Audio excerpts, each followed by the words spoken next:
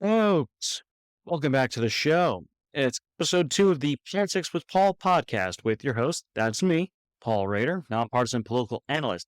And thank you so much for listening and or watching.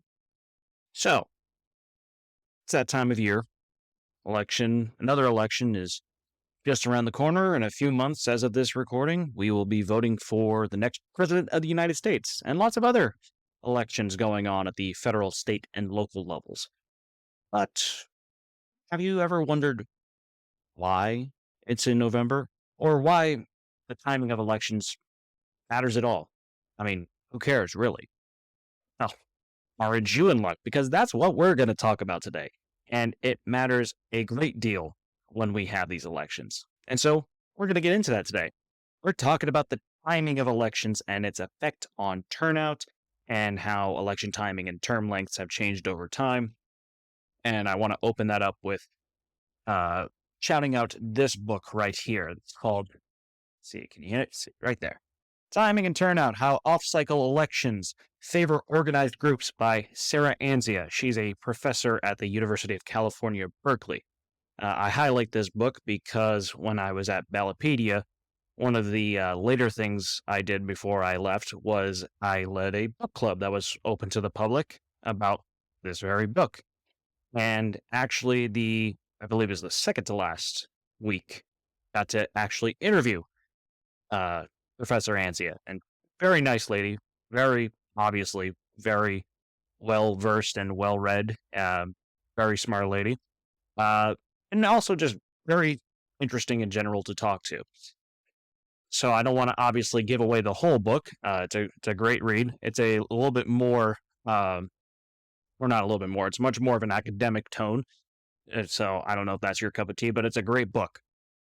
But the basic idea behind the book was talked about why timing of elections is so important, how it got to be where it is, what kind of groups care about whether the election is held at a certain time versus another time, and why some groups want off-cycle elections. And I will explain a little bit about that in a minute, but also what kind of influence those groups have and case studies about how much changing of election timing has impacted voter turnout across different kinds of offices, and what kinds of office holders have a vested interest in having elections be at the normal time of November of an even numbered year versus even another month or an odd numbered year.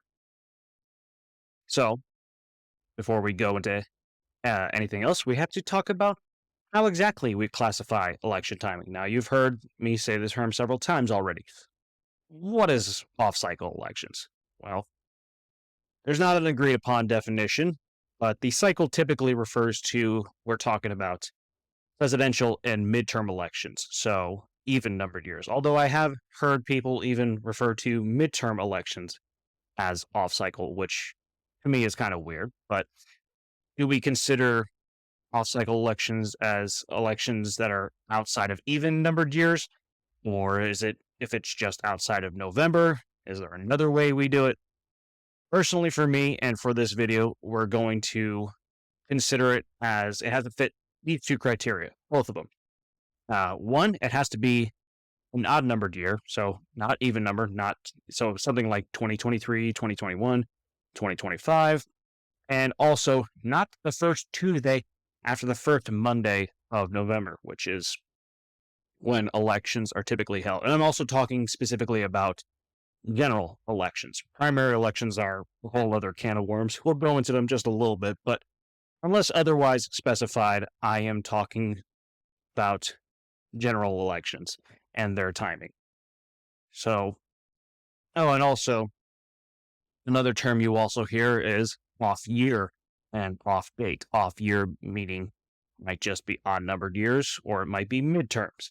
And off date just means it's not that particular day in November. Again, we're just going to consider for I've made a somewhat arbitrary decision, although one I think makes sense, is when I say off cycle, I'm talking about odd numbered years and not first Tuesday after the first Monday of November. So, where do we usually find these off-cycle elections? Again, just general elections. And again, that partly depends on your definition. But in the case of, well, actually, it does not entirely fit my criteria because while it's in an odd numbered year, it's that same date in November. But Kentucky, Louisiana, Mississippi, New Jersey, and Virginia all have their governor's elections and a lot of other state executive elections, like attorney general, in odd numbered years, but it's in November. So again, is that off cycle? I'm not considering it off cycle, but uh, you can obviously if you so choose. And then all of those, except Kentucky, have their state legislative elections in odd numbered years as well. So 2021, 2023, 2025, 2027, et cetera, et cetera.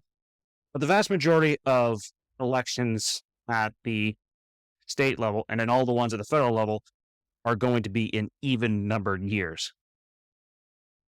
But the ones that are held, or the vast majority of those that are held in odd numbered years and or months other than November, those are almost all for local level offices. There is one state executive, I believe it's Wisconsin's superintendent of education. If I remember correctly, that's in April of odd numbered years every 4 years. And I think they just had that in 2021. I had to go back and read it. So don't quote me on that entirely, but I believe it's that specific state executive. But that's the odd one out. The vast majority of odd numbered elections that are also in months like April or May or March or June, you're going to find those at the local level. So things like school boards and city councils, maybe even county commissioners. But there is somewhat of a trend of moving toward even numbered years in those elections. Like, for example, Los Angeles just back in, I want to say it's 2018, their voters decided to move elections to odd numbered years. And so, or excuse me, move them to even numbered years. So now Los Angeles' mayor gets elected in even numbered years and I believe, 4-year terms. And you see that in some other places too. There are some towns though that do actually move them to odd numbered years. And we'll go into the debate over that later on in this video. And also, we got to keep in mind when we're talking about timing of elections, special elections are a completely different topic because special elections are inherently irregular. They happen at rather inopportune times because somebody either resigns or they pass or they're otherwise incapacitated and can't perform their duties or they're just removed from office. So we're not talking about special elections, and each office has their, and within each state, they all have their own criteria of when those special elections are supposed to happen. So we're not going to worry about those because that's just too much to cover. But a little bit about the brief history of the changing of election time. And again, I don't want to go too much into it because, well, A, only have so much time in this episode, and B, I don't want to steal Professor Anzia's thunder. That's a great book, very informative, talks a lot about that. But some of the small or the overarching overview of timing is back in the early days of the U.S., we really didn't actually have a whole lot of uniformity as to when federal elections were held. In the earliest days of when we became an independent country from those sorry redcoats, elections were spread out much more, and states holding them tended to have them within a 34-day window before the first Wednesday of December. Yeah, December. But in 1845, Congress passed a law that set the first Tuesday after the first Monday in November as Election Day.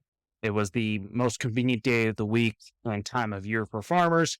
They could take the time to travel to a polling place. It was during harvest season instead of when they had to plant their crops. But there is still a lot of, the states still retain a lot of authority over when they can set their elections for state and local level offices. And uh, there's some leeway they have with uh, elections for like U.S. House and U.S. Senate when it comes to special elections. But again, don't want to go too much into that. There was for a while, a few states had congressional elections in odd numbered years, even after that 1845 date. I was doing some research ultimately, I want to do a book on the political history of the United States or of each state. And I found that there were a few states like New Hampshire that in the 1850s and 1860s uh, had their congressional elections, including in odd numbered years. I'm not entirely sure why that's the case. I have to do some more digging into it. Generally speaking, 1845 is when they set that date as first Tuesday after the first Monday of November of even numbered years. So now we talked a little bit about how we got to office or to elect the timing of elections that we have, or excuse me, the way that we have election timing set up now, and how or where exactly you find some of these off-cycle elections and what off-cycle elections are.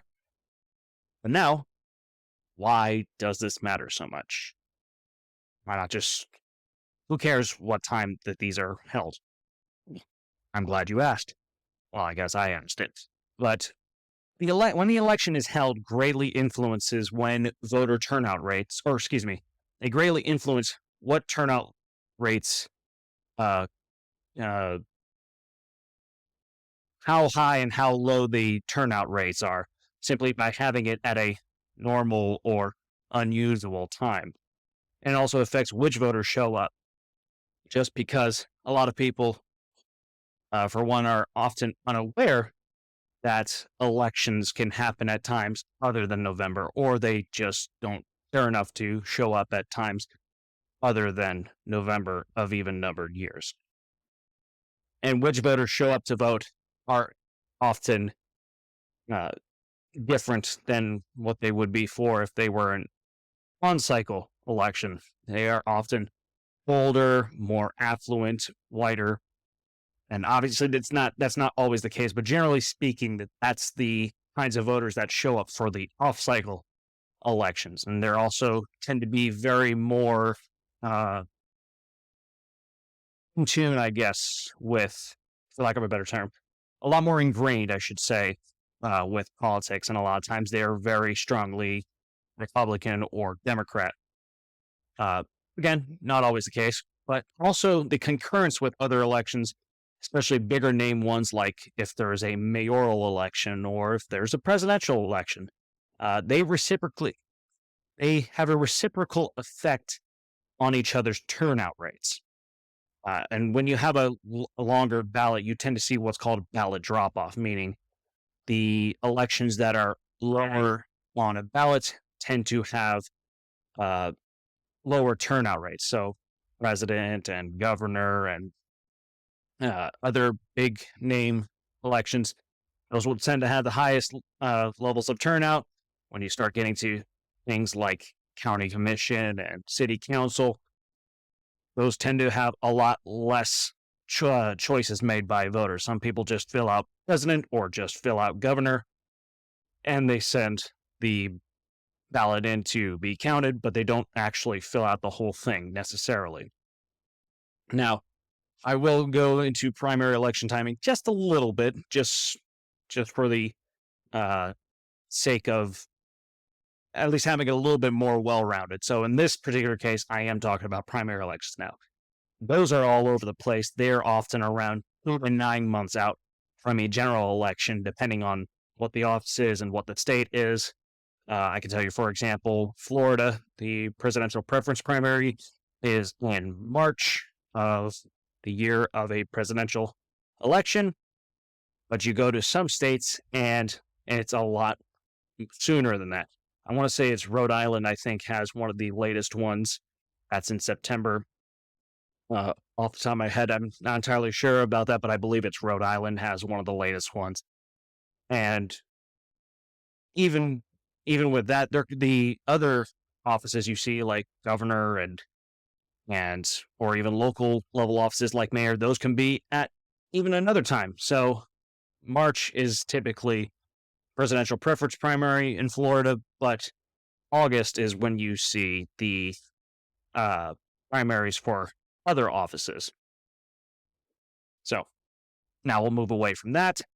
Now let's talk about the arguments for and against having off year elections. Now, when I'm again talking purely about uh, general elections here, so there are several major arguments you'll hear from people who support having more off cycle elections versus people who don't support having more off cycle elections. So, again, obviously, this is not, I'm not arguing one way or the other. I'm just telling you what people say about it. So, we'll start with the support for off cycle elections.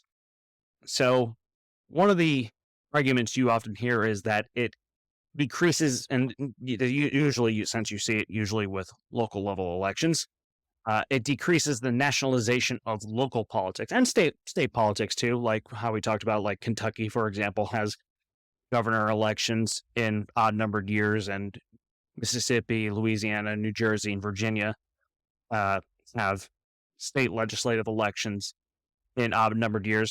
The argument is that it decreases the nationalization of local politics because it keeps the focus on local issues. You don't have them running at the same time as presidential election and congressional elections, U.S. Senate, U.S. House.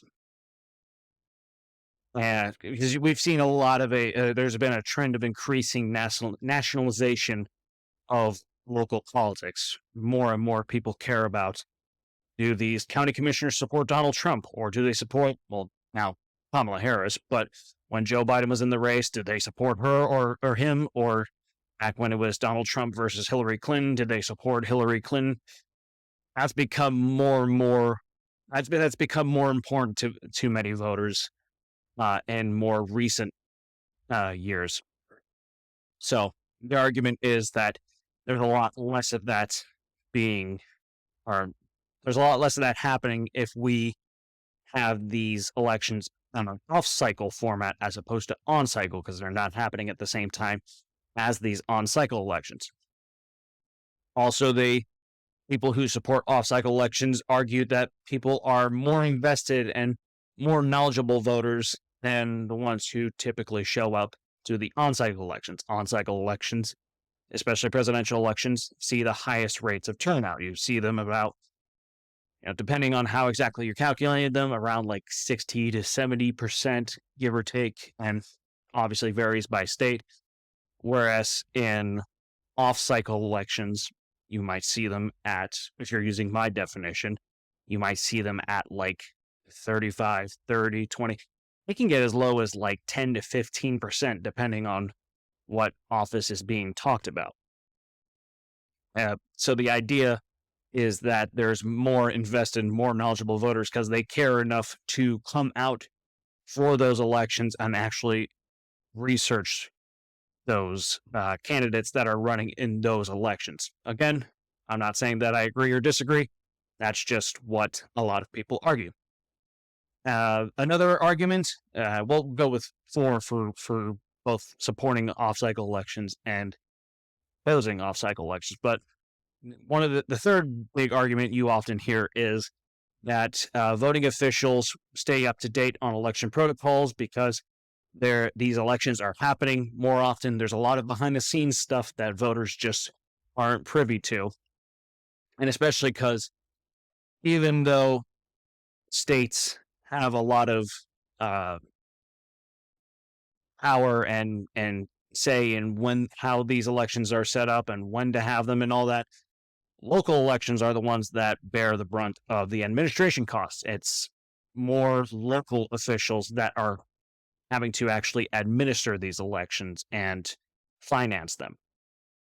So the idea is that these local voting officials stay up to date on these election protocols because they're having to set them up more often, keeping up to date more often. with what's going on instead of having to come out every 2 years or 4 years.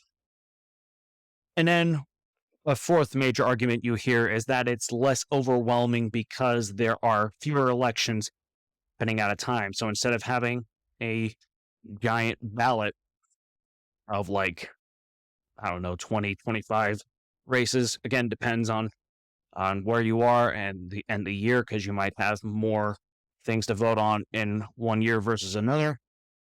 The idea is that you have to research maybe 15 elections as opposed to 20 to 25. And partly because you see that drop off of a lot of people don't even participate in those lower elections that are much more local, much more obscure, and they don't they don't really want to make a choice in there because they haven't had the time to research, or they just don't know, or they just don't care about that election. So the idea is that there will be fewer elections happening at the same time, and you won't have that ballot drop off. So those are four of the big arguments that are supporting off-cycle elections. Now let's move over to the opposition to off-cycle elections. So number one is that voters have to go to the polls more often, meaning more time spent having to travel to the polls. You might have to wait in line. You have to do more research. I'll get to that point in a little bit, but you have to spend more time going out to those polls. And for some people, that's a lot easier to do than others. Some people have a lot less access to these polls. I remember back in, I want to say it was 2020, there was a Georgia precinct that, uh, or maybe it was the county, cut a polling place or two out, and a significant number of voters were impacted, and they didn't really have a means of transportation to get to a further a polling place that was much further away from where they live. So there's a lot of those little things you also have to consider too. And which leads into point two. A lot of people that oppose off-cycle elections argue that they are less representative because fewer people are participating in them. Uh, and they will argue that the idea of it being more knowledgeable and invested voters is not necessarily the case. Again, that's up to you to decide. But the idea is because you're having even less people, like you're dropping from maybe 65% of voters turning out to 30%, for example. And then whatever the numbers are, you're going to have a drop off for off cycle elections compared to if they were on cycle elections. And then point three, they argue how it's more costly to hold more elections. Like I said earlier, local government officials are the ones that bear the brunt of the cost and administration of these elections. Not that the state governments don't have a little bit of say, but local governments handle the vast majority of the actual administration of these elections. And because you're having more of them, you have to spend more money getting everything set up so that these other elections can be held at more unusual times of the year. And then fourth, I just touched on it a little bit earlier, but there is more, they must spread out the time for research instead of researching everything at the same time. And now you have to spread it out, and you have to take that extra time to, at another point in the year, research these offices and candidates. So you see how a lot of these arguments see things one way, others see it another way. Is it one on the support side? For example, they say that it's more invested, more knowledgeable voters. Opposition to off-cycle elections, they say it's less representative. So, which one of those matters more to you? Again, that's for you to decide. So it's not a very it's again like many policy debates in politics, it's not cut and dry. But when there has been one of the points that Professor Anzia touched on is that There's a lot of support when people are asked about it and when they're made aware of the existence of off cycle elections. A lot of them say, well, I'd rather have it on cycle. I think there was about 70% of people that responded when they were made aware of the existence of off cycle elections. They wanted them to be on cycle instead. But when she followed up on that about basically how much did they care about it, didn't really matter all that much to them, whether candidates wanted more on-cycle elections or more off-cycle elections.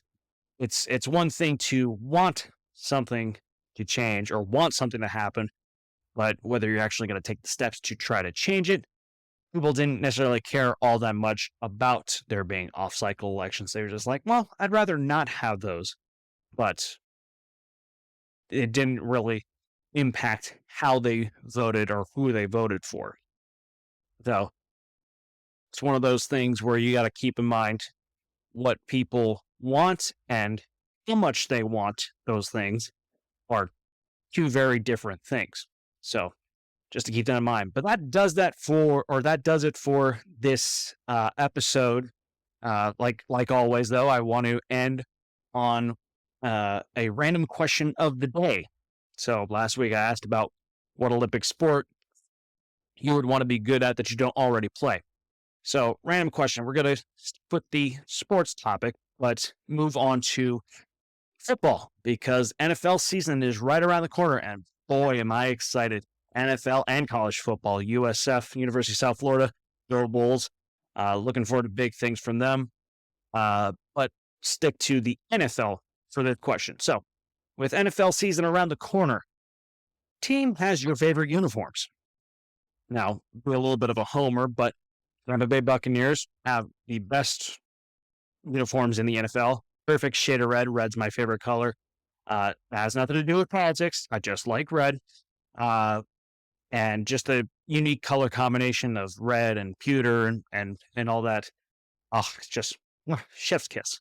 My other favorite team, New York Giants, honestly, kind of bland. And then there's that 100th season special uniforms they've got that, oh, boy, I don't know whose bright idea it was to design those, but those don't look good.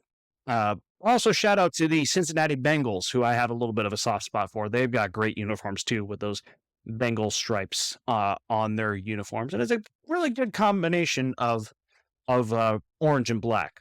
So, but anyways, that will actually do it for this episode now. As always, thank you so much for listening and or viewing.